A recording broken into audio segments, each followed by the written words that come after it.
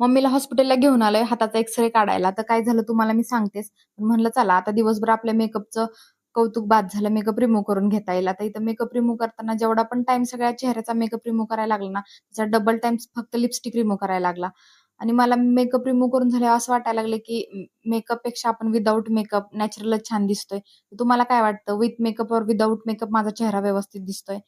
आणि त्याच्यानंतर हाताचा असा विषय झाला होता, की मागच्या 3-4 महिन्यापूर्वी मम्मीला हाताच्या कोपऱ्याला भिंत लागली होती आणि खूप दुखत होतं. पण माझी मम्मी काय लगेच हॉस्पिटलला येत नाही.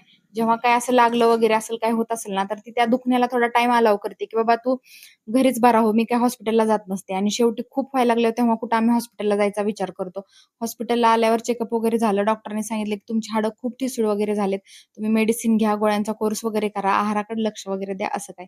आणि ते श्री विठ्ठल रुक्मिणींचं दर्शन झालं आणि त्याच्यानंतर आम्ही मेडिसिन वगैरे घेऊन घरी आलो. तर असा होता व्लॉग. आवडला असला तर लाईक करा.